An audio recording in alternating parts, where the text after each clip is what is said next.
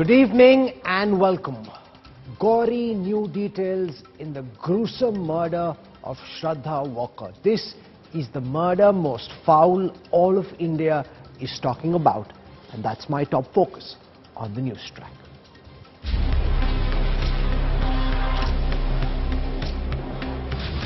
Sat on her chest and strangled her.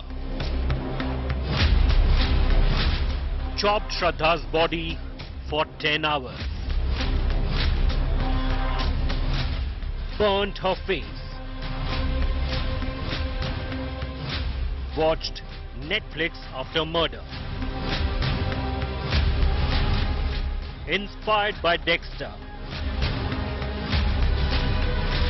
Clean bloodstains with chemicals.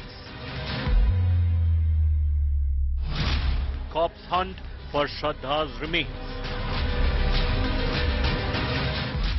Will Aaftab's narco test reveal the truth?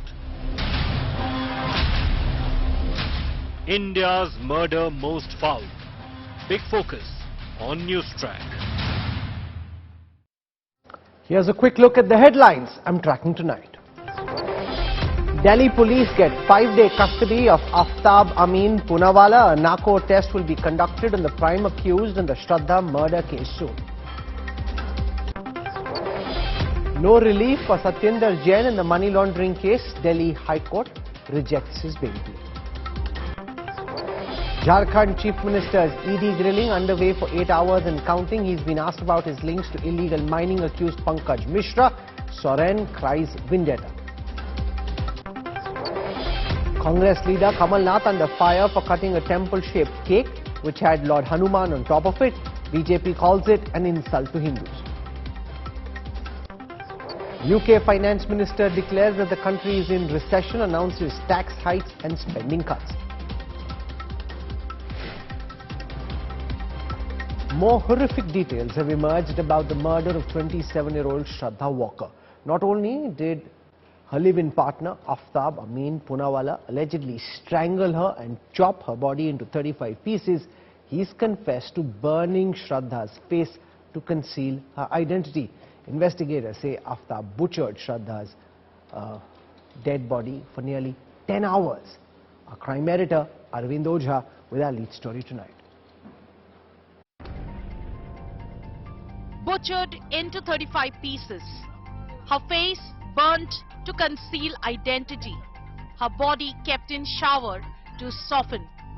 Just when you thought it couldn't get worse, Shraddha murder revelations get more gruesome and murkier. Aaftab has reportedly admitted that it took 10 hours to chop Shraddha's body into 35 pieces. In between sawing the body, Aaftab took breaks, drinking beer, smoking cigarettes. Once the job of cutting Shraddha into pieces was complete, Aaftab ordered food from an online platform. He then ate the food while watching Netflix. Inside scoop accessed by India Today revealed that Aaftab strangled Shraddha on the bed before chopping her into pieces. To hide her identity, Aaftab then burned Shraddha's face before disposing her severed head off. When asked where, Aaftab either remains tight-lipped or gives misleading answers. During combing Aaftab's horror house, cops found bloodstains only in the kitchen on one of the lower shelves where the gas cylinder was kept. Aaftab allegedly used chemicals and bleach to destroy blood traces from the murder spot and fridge where he stored dismembered body parts. Aaftab also allegedly bought a vacuum cleaner to clean the house after the murder. Cops are also looking at the mystery of Aaftab's spending water bill of rupees 300. While residents get 20,000 litres of water free and get no due in bills, the excessive water use points to Aaftab using large quantity of water to soften the body before cutting it and washing the house. Delhi cops are also doing DNA tests on a severed head they found in East Delhi in June to ascertain if it is Shraddha's missing skull. Bureau Report, India Today. Ultimately, the police will have to prove all of this in a court of law. And there are several missing links in this investigation. The murder weapon and Shraddha's full remains are yet to be recovered. Aaftab allegedly wiped off all the bloodstains from his Chhatarpur flat with a chemical.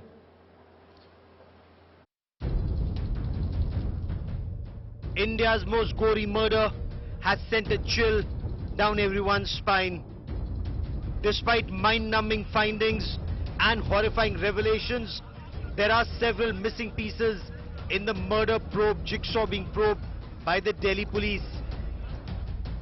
The Delhi police have managed to track down the garbage van used by Aaftab to dispose of Shraddha's blood-soaked clothes after the murder. But the razor saw used to cut up Shraddha's body into 35 pieces is still missing. The seller, however, has been traced. Aftab had even bought a vacuum cleaner to wipe off blood stains from the floor of the house. The seized vacuum cleaner will be a crucial piece of evidence for prosecution. आप देखेंगे श्रद्धा के murder के बाद आफ्ताब ने light weight करके एक vacuum cleaner मंगाया और इस क्लीनर में सबसे खास बात आप जो समझेंगे वो ये है कि ये क्लीनर किसी भी जगह को स्पॉटलेस कर देता है, यानी कि वहां पर कोई भी दाग धब्बा आपको नजर नहीं आएगा, यानी कि साफ है कि बिल्कुल साक्ष्यों को मिटाने के लिए इस क्लीनर का प्रयोग किया गया था। About 13 bones have been recovered from the jungles in Chhatarpur and Mehrauli. The police are still looking for Shraddha's severed head. They did find one skull in June, but it's yet to be confirmed whether it's Shraddha's or not. The Delhi police have Shraddha's call record details and proof of online transactions by Aftab using her phone. The mobile phone itself hasn't been traced yet. Aftab kept impersonating Shraddha and used her Instagram account and even chatted with her friends using her phone after allegedly killing her. Police say his mum on where her phone was disposed of. सुनाई पड़ा कि वो लोग झगड़ा करते थे और वो भाग के नीचे भाग जाते थे झगड़ा करते कि वो शायद होता होगा और सब लोग बोल रहे थे कि इधर बैठ के लोग झगड़ा करते थे और नीचे से सब लोग देखते थे वो लोग का तमाशा वो सब वो नहीं इतना ही मैंने सुना उसके बारे में और कुछ नहीं बता सकते. Though some neighbors and the owner of the house have confirmed that the couple had a bitter relationship, the police are also waiting for CCTV images that may have some evidence. The problem? Most CCTV cameras have footage of only 15 days and Shraddha was killed around 6 months ago. With Aftab constantly changing his statement, the police are yet to join the missing dots. With Akshay Dongre, Shreya Chatterjee and Rahul Gautam in Delhi, Bureau Report, India Today. After killing his girlfriend, he's sitting and watching Netflix, body parts lying around the house before they're disposed of one by one. This is India's murder most foul. What does it say about the mental makeup of Aaftab Poonawala? And what about that girl who was in an abusive relationship? She knew that he tried to kill her once, but somehow decided to stay back in that relationship, didn't walk away when she should have. Joining me on this broadcast is Yashovardhan Azad, former senior police officer. He's been Special Director in the Intelligence Bureau, Secretary Security in the Government of India. We have Rajat Shukla, he's a friend of Shraddha's.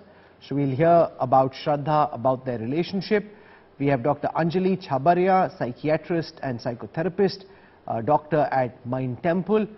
We've got Nisha Menon, she is a leading forensic expert. And Tanveer Ahmed Mir will give us the legal perspective on this.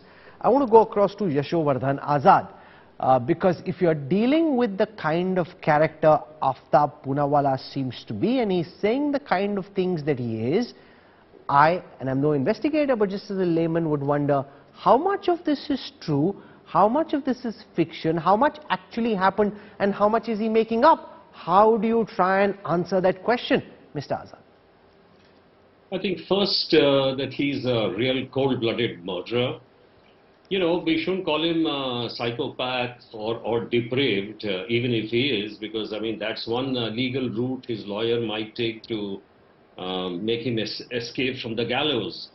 Now, this is fairly clear that once they moved from Maharashtra, and they were having fights over there, and she was in constant communication with her friends and telling them about the danger that she's in, and yet when they would like to act, she would say not to do anything. It just shows that the entire thing was planned in a brutally clear-headed fashion. So today, if we are talking about this man, number one, he's a congenital liar. And that is why you see when it comes to crucial evidence, he does not give that. Mobile phone of Shraddha, he does not give. The skull, he does not talk about. The machete which he has used, he does not talk about. So there are some crucial elements which are missing. But I can say this much, that the track which the Delhi police has taken so far is extremely positive, because one thing which is going to nail him is the forensic, and I'm glad you've got a forensic expert here, because DNA sampling, which from 13 bones or the blood which we have got from the table, there were also surgical gloves, mind you. This will certainly give something. And apart from this, the mens rea and the circumstantial evidence, which is overwhelming, is also going to favor the investigation. So all in all, I would say that this man is going for a narco test, and he has given his consent also.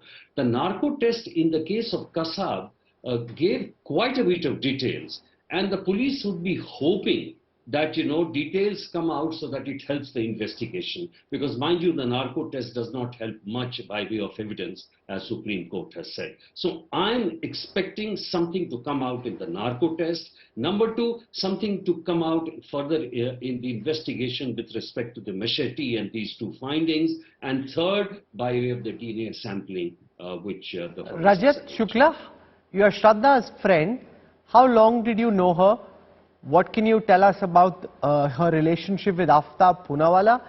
And what I am concerned about, and I think it's a lesson for everyone who's watching, is that she was in an abusive relationship. She knew that he tried to kill her. She started crying, so he backed off at that time, but he was clearly entertaining that thought. And yet, for some reason, Shraddha chose not to walk away.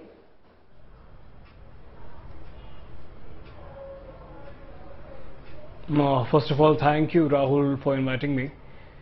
Shraddha and I, we met for the first time in the year 2015. We did our bachelor's in mass media together from a college which is in Virar, which is known as Viva.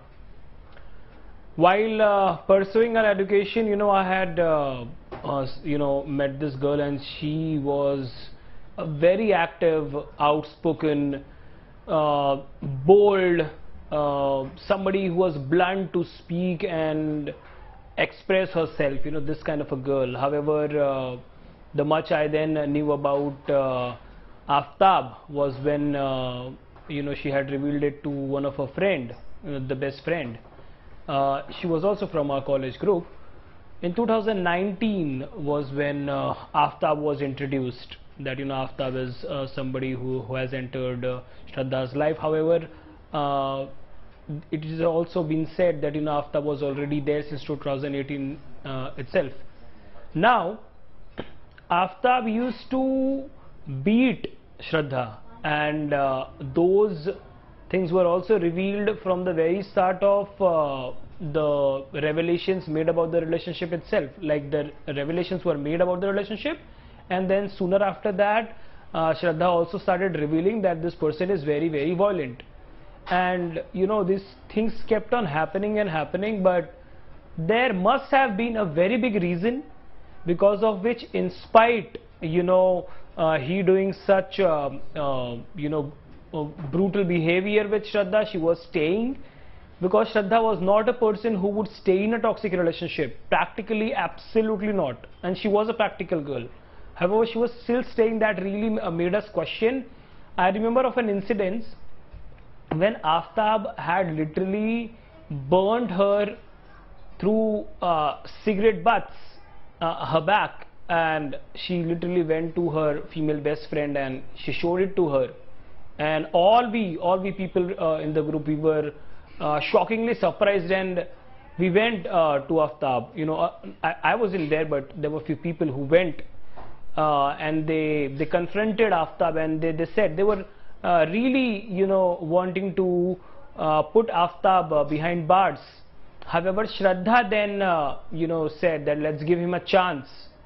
Aftab at that time, who looked absolutely a usual guy to people, he was turning out to do these things. He made up stories then that, he would not be doing these kind of things. He says, I'm sorry and all of that. He showed people that he's frightened and all of that. And then, they thought to really go to Delhi, shifting to Delhi. This thing came up, and that this was with regards to job. And talking about the job, I mean, within a week, Shraddha became unreachable to us. And he again started making stories the way he used to. That she's not with me. She has already broken off with me. And so I remember there was a friend who had informed us that he had messaged Shraddha, but the replies that he was getting didn't seem like it's Shraddha talking.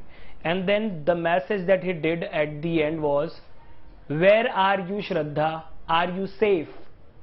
And since then even he didn't receive any reply.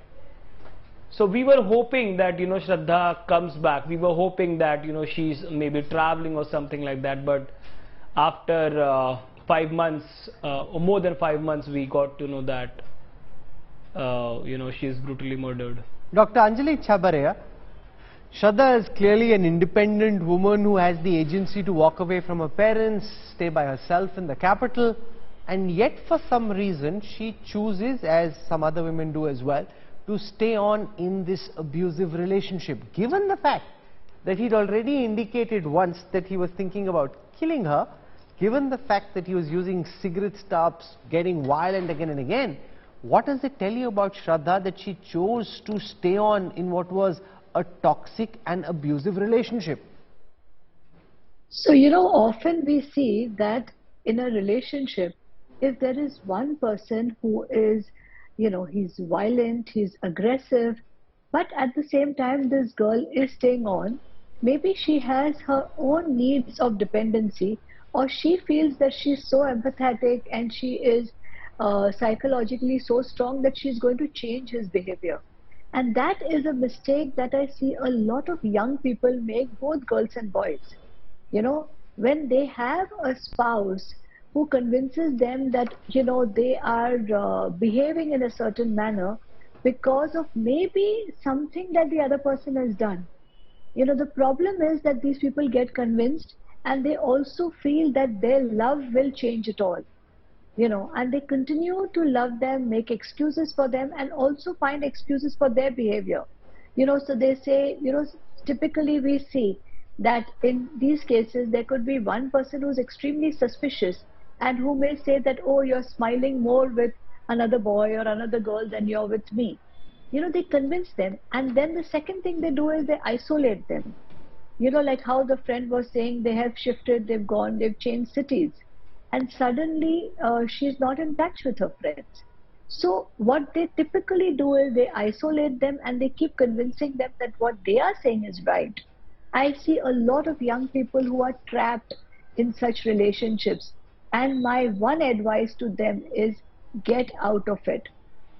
Typically when they try to get out, the other person may threaten suicide, may threaten something or the other, which makes them stay, and they feel that no, let me stay on and let me help him, because if I leave him or leave her, then maybe something bad will happen.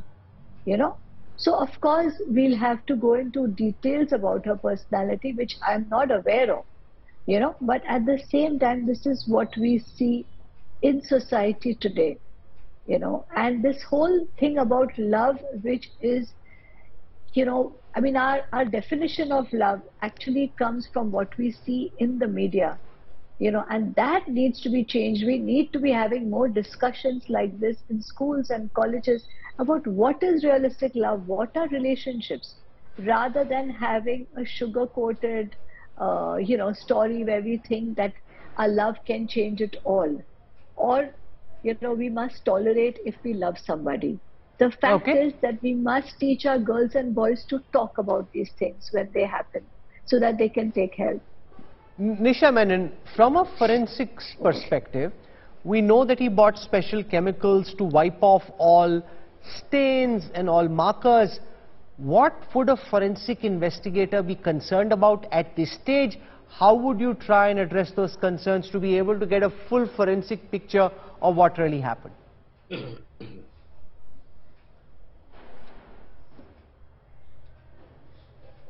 Nisha? Yes, sorry Rahul, I got disconnected. Can you just repeat the question? I'm saying, given the fact that the police is revealing that he went and bought special chemicals to be able to remove all forensic evidence, as a forensic investigator, what would be your key concerns at this moment and how would you try and address them? See, basically, looking into this particular case, this is a typical case where the incident has actually happened 6 months before, and the entire incident has been discovered after 6 months. So the traces, the evidences are purely circumstantial. We don't have direct evidence, we don't have direct statements of any person witnessing the entire incident, and whatever have been derived and whatever have been discovered is purely circumstantial, and there should be a link between the circumstantial evidences and analysis has to take place. Now, starting from the crime scene itself, where this particular house where exactly the incident has taken place. Now, although he has been using several chemical agents and all, it is that 100% cleaning is never possible in these type of cases. Okay, and there has to be traces in crevices, creases, or cracks which is there inside the house.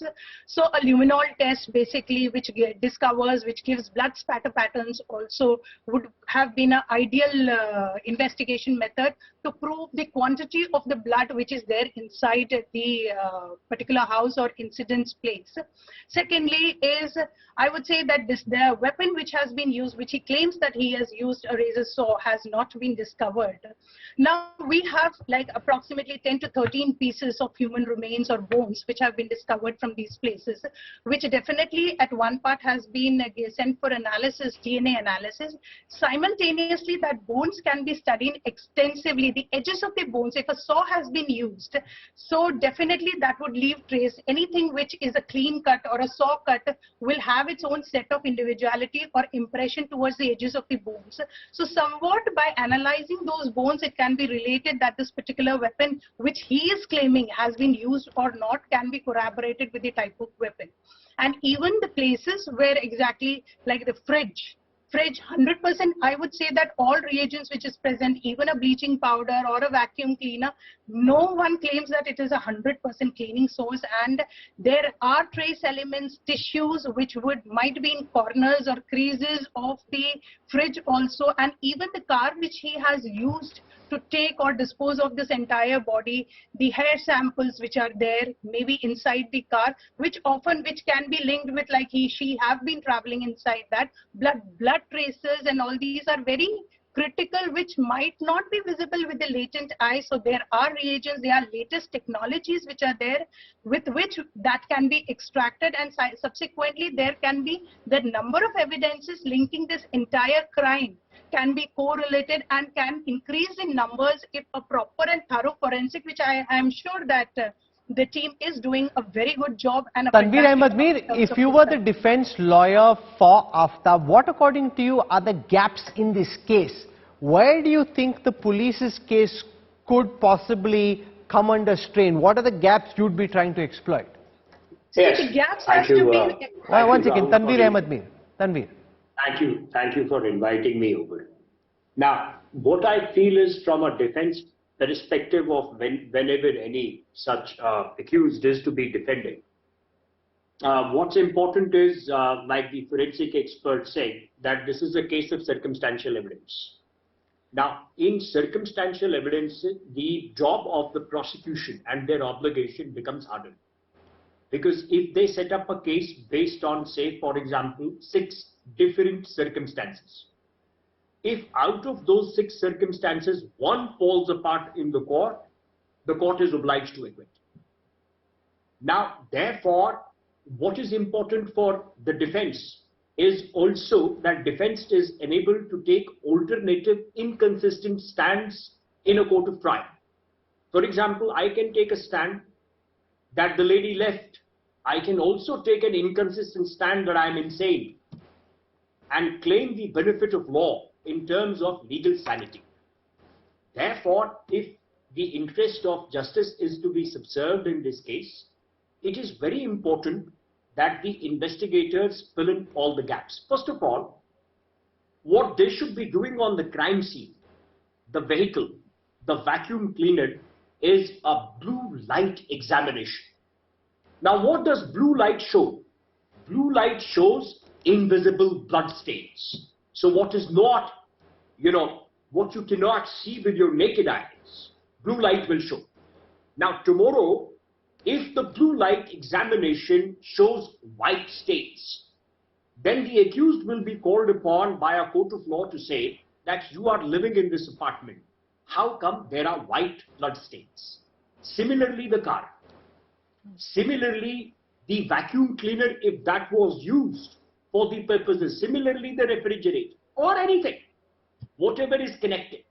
Secondly, the prosecution should not, what the cops should not do is only rest their case that, look here, the girl was living here, she disappeared, so she was last living with you, so you explain where she went. So last scene theory doesn't work to such a large extent in a case of circumstantial evidence. Thirdly, if the man is getting bones discovered, then there should be a watertight case on DNA examination. Now let me tell you how normally I demolish a DNA case as a defense counsel. I will look at two things. Number one is chain of custody. A minor chink in chain of custody, at the touch button, I can show you nothing less than 200 judgments. That entire DNA has been blown away. So even if a forensic expert like the lady who is on the channel today would be there with her report that, Your Honor, I have done the blood examination and the DNA is positive. But if I am able to break the chain of custody, your report is worth nothing.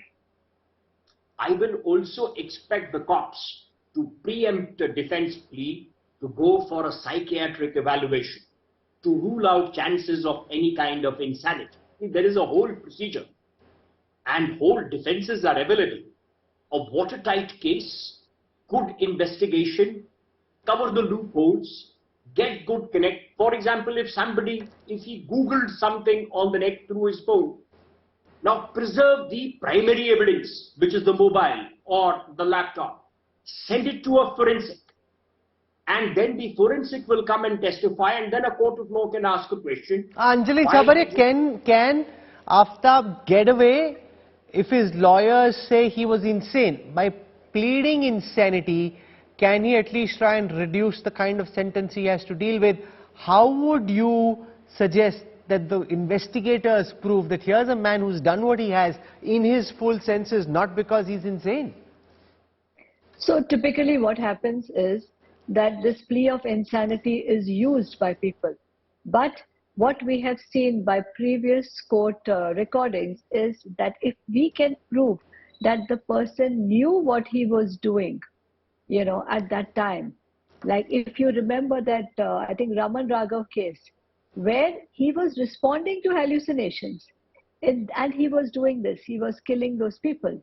But right here, if there is so much history to show that he has been abusive towards her, the friends are there, and he knows what he is doing. So even if he says, and it is not that he has become insane for 1 minute and he has killed her. After that, the series of stuff that he has done, which is slowly coming up, which is quite, he has thought about it, he has researched about it, and he has just tried to escape. So I do not personally think that this plea to insanity is something that he would get away very easily with. While dating apps give younger people an opportunity to connect in new ways, Anjali Chabare, what are the red flags that you'd lay out for young girls using these dating apps to try and connect, but some red flags that you think should immediately get someone concerned about the kind of person she may be hooking up with? So first of all, it's very difficult to find red flags on a dating app. It's only when you meet a person more than 1, 2, 3 times that you see, So one thing is, if the person is not revealing too many details about themselves, but is actually taking information from you and using it against you. So it's very important to also meet friends, because when you meet the friends of a person, you realize what kind of a culture that they belong to. If possible, even try and meet the parents of a person, not in terms to get married to them, but just to understand what is the culture that you're dealing with.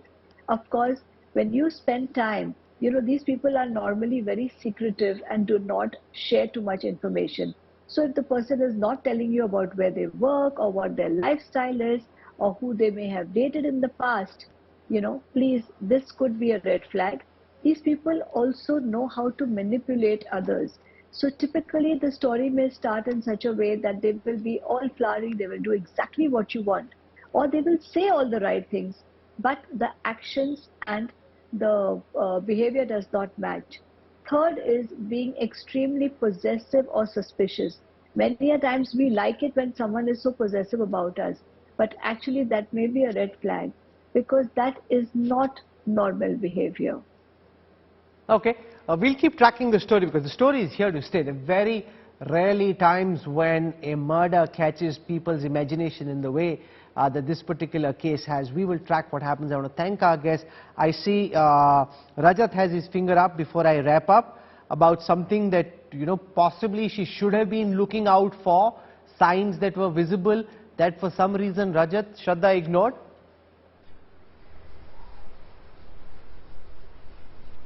Well, I mean, there's certainly something that needs to be investigated, but apart from that, I would say that Aftab had already informed his parents that, such a thing is going to happen, and his parents, who were staying in the apartment for more than 23 years, they just flee from there, and they are now out of reach. So, as ma'am just mentioned, that meeting the parents is actually an important factor. The place where the Shraddha and Aftab had stayed in the live-in relationship, Aftab's parents' signatures, their photographs are also mentioned, and Aftab and Shraddha claim to be married then, as per the agreement that is being shown right now. So that seriously raises a concern that Aftab's parents somehow knew that what has happened, and I think the investigation would be much easier, much smoother if Aftab's parents, they are traced. Okay, I'm sure that's something the investigative agencies are trying to do. As I said, we will track the story. Our crime investigations team is on it. As his Bharat Jodo Yatra makes its way through Maharashtra, Rahul Gandhi has triggered a controversy with his comments on Veer Savarkar. His comments have put the Congress's ally, the Shiv Sena, in a bind. While Sanjay Raut has demanded a Bharat Ratna for Savarkar, Uddhav Thackeray has publicly denounced Rahul Gandhi's comment. Savarkar की जी की चिट्ठी दिखाई, एक वो imagination है, गांधी जी की बात की वो दूसरा इमेजिनेशन है, तो ये देश में इन दो इमेजिनेशंस की लड़ाई है. Congress MP Rahul Gandhi is in the eye of the storm for his remarks on B.D. Savarkar. During the Congress party's Grand Bharat Jodo Yatra, Rahul Gandhi criticized B.D. Savarkar's Hindutva ideology. During his address in Maharashtra's Akola, the Congress MP said there is a fight between the visions of Savarkar and Mahatma Gandhi.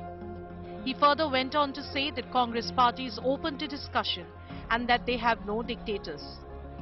Showing a copy of Savarkar's letter seeking mercy, Rahul added that Savarkar was afraid of the British. Rahul also dared the Maharashtra government to stop the party's Bharat Jodo Yatra in Maharashtra.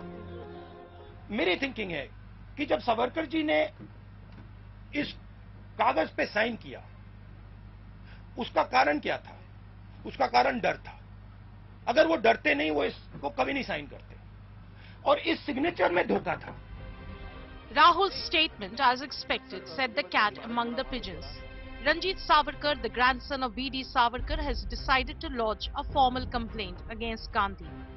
इनको लगता है मैंने जो बोला वो इतिहास बन गया, इसी गलतफहमी से हुआ है, मगर महाराष्ट्र में ये गलतफहमी नहीं चलेगी और सरकार इसके ऊपर पूरा मतलब अभी हमने पुलिस स्टेशन में कंप्लेंट की है, तो इसकी तहकीकात करेंगे और पूरा इसका न्याय होगा और इनके ऊपर कार्रवाई होगी.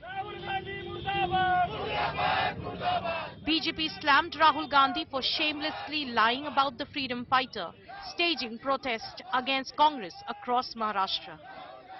जिस प्रकार की भाषा का प्रयोग राहुल गांधी जी ने अपने भारत जोड़ो यात्रा में वीर सावरकर जी के लिए महाराष्ट्र में प्रयोग किए हैं, वो बहुत ही अशोभनीय है, अक्षम्य है।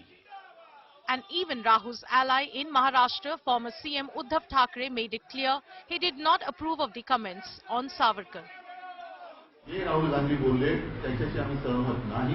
स्वातंत्र्यवीर सावरकरांबद्दल आमच्या मनात अतीव आदर आणि प्रेम निष्ठा आहेतच. Interestingly, Rahul's criticism of Savarkar comes at a time when the Uddhav faction has backed a growing chorus for the Modi government to honor the freedom fighter with the Bharat Ratna. Veer Savarkar हमारे आदर्श है, हमारी श्रद्धा है उनके ऊपर। तो राहुल गांधी जी की जो टिप्पणी है सावरकर के बारे में, हम उनसे सहमत नहीं है। The Savarkar showdown is back in the news, and while Congress has repeatedly criticized Savarkar, Rahul now faces tough questions about his own ally backing the freedom fighter. Bureau Report, India Today.